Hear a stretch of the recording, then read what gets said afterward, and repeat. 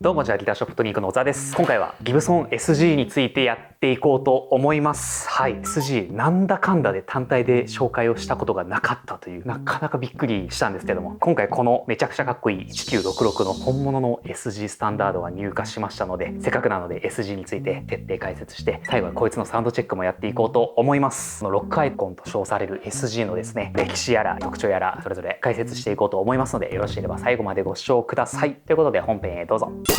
まずはじめにギブソン SG の歴史について語っていこうと思います。1961年ですね、ギブソン社の代表機種であるレスポールのフルモデルチェンジ版として登場しますね。もともとマホガニバックメイプルトップでボディも厚みがあってアーチトップでという風なレスポールからこのダブルカットのデザインのものに変更になるんですけども、当時レスポールの弱点と言われていたボディサイズの大きさとか重量とかハイポジションの演奏性だったりとか、そういった点をですね解消しまして、軽くて薄くて抱えやすくてハイポジも弾きやすくてという風な特徴を持って登場しますね。出た当初っていうのはですね、アームも搭載されていたので、当時の競合相手を非常に意識した仕様なんじゃないかと、思いますね。その後ですね、1963年頃にですね、レスポール氏との契約が切れてしまいまして、名称が SG に変わります。一説によると、レスポール氏がですね、シグネチャーモデルと認めなかったということで、契約が切れてしまって、名称が変わるという風な話でしたが、実際のところどうだったのかは不明みたいですね。わかる方いたらぜひコメントしていただければと思います。ちなみにこの SG っていうのはですね、ソリッドギターの略ですね。めちゃくちゃシンプルですよね。登場した当初はですね、スモールピックガードだったんですけども、1966年から1972年頃まではラージピックガードに変更になりますね。どっちが好きかっていう方、結構分かれる部分だとは思いますね。こちらの SG なんですけども、名称が変わった1963年から現在まで細かいマイナーチェンジ行われてはいるんですけども、製造され続けているという風なギブソンの中でも非常に人気のある機種ですね。そんなギブソン SG の現行のラインナップなんですけども、最も定番な SG スタンダードとか、スモールガード仕様のスタンダード61という風なモデルがあったりとか、あとは上位モデルですね、ダイヤモンドインレイが入っていて、3ピックアップでエボニー指板でという風な非常にゴージャスなルックスを持った SG カスタムとか、あとは廉価モデルとして SG スペシャルとか SG ジュニアとか、他にもですね SG トリビュート、SG シュプリーム、SG モダン、アーティストのシグネチャーモデルとかも多数存在してますね。そしてギブソン SG を愛用しているアーティストなんですけども、アンガス・ヤングとかトニー・アイオミとかエリック・クラプトンとかピート・ダウンセントとかデレク・トラックスとか輪島真司さんとかアキーレさんなどなどですね、いろんなジャンルの方が SG を使っているなという風な印象ですね。幅広いギタリストに愛されていると思います。2003年に公開された映画のスクール・オブ・ロックに登場していたりとか、あとはアニメとかでも登場してますね。ギターをやらないっていう方とかでも見たことがあるようなモデルなのが SG なんじゃないかなと思いますね。もうパッと見ただけですごい特徴的なルックスがあって、かなりインパクトはあると思うので、映画とかでも使われてかなり映えるモデルだと思いますね。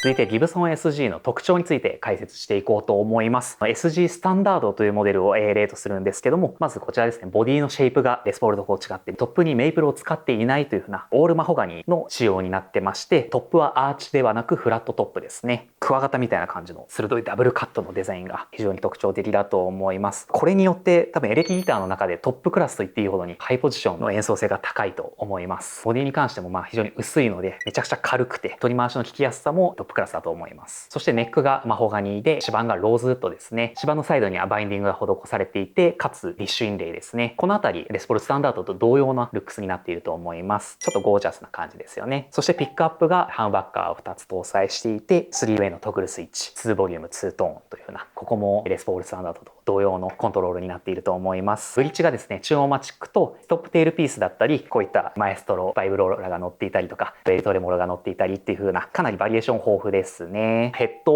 もこのクラウンインレイ採用していたりとか、クルソンのペグだったりとか、ボディに関してはかなりもう個性あふれるというか、完全にフルモデルチェンジ版だなっていう感じなんですけども、細かいところを見てみると、かなりレスポールの要素を受け継いでいるとは思いますね。ピックガードがですね、こちらはスモールガードなんですけども、現行品は基本的にラージガードを採用してます。これが SG スタンダードの基本ではあるんですけども、中にはピックアップ3つ搭載されているものがあったりとか、P90 が乗ったモデルがあったりとか、あとはメイプルトップの仕様のものもあるみたいで、非常にバリエーションが豊富だと思います。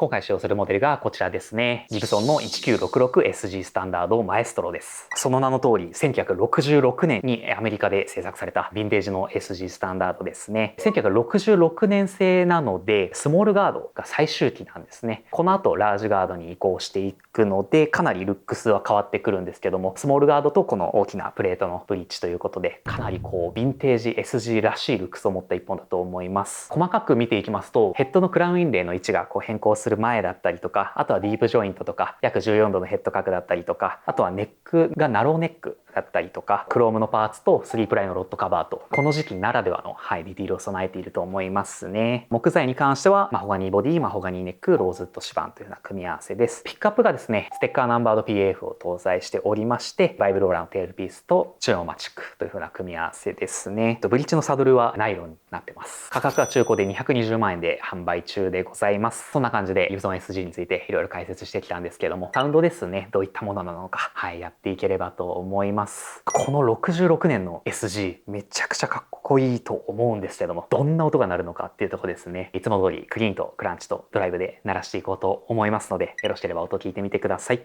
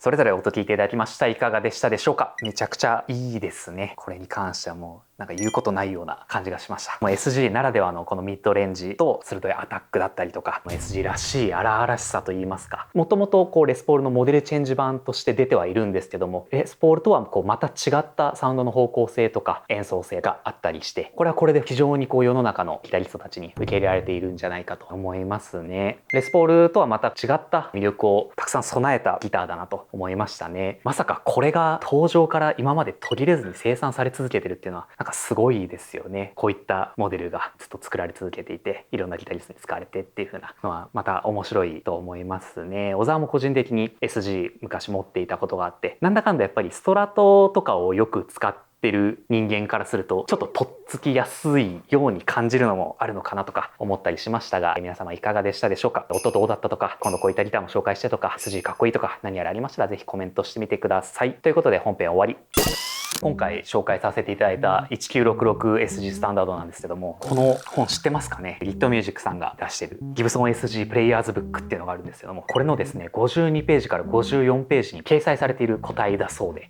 ちょっと自分でも確認してみたんですけども、ほぼ同じだと思います。同じような傷とかたくさんついてたんで、おそらくそうかなっていう風なところですね。ぜひ手と来た方この本置いてありますんで見ていただければと思います。うちのスタッフで SG 大好きな男の子がいるんですよ。もうメインのギターがカスタムショップの SG でみたいな、お客様の方でも僕のメインギター SG なんですみたいな話しているスタッフを知ってるとは思うんですよ。彼が今回66の SG の買い取り担当しまして、その時に SG 大好きなのでお客さんと話してたら、お客さんがよかったらじゃあこの本もらってくださいみたいな感じでくれて、彼もなんか大喜びしててありがとうございますみたいな感じで傍から見ててほんわかするような光景でしたね。ぜひ店頭でこの SG 気になってるって方いたらこの本を読んでみていただければと思いますね。 SG っていうと、なんだかんだで思い出があると言いますか、もともとそのずっとストラトとかを使ってて、2011年のカスタムショップ製の SG をこう使ってたことがあるんですけども、僕がバンドやってたところでツインギターでトム・アンダーソンを2人で上下で使うっていう風な編成になる前に、相方がギブソンの SG ローパワーっていうのを使ってたんですよ。知ってる人いますかね。多分めちゃくちゃレアっぽくて、 SG ってマホガニーボディ、マホガニーネック、ローズ指板なんですけど、オールメイプルの SG があると。真っ白で指板もメイプルなので白でみたいな。当時バンドをわーってやってた時に SG だけど音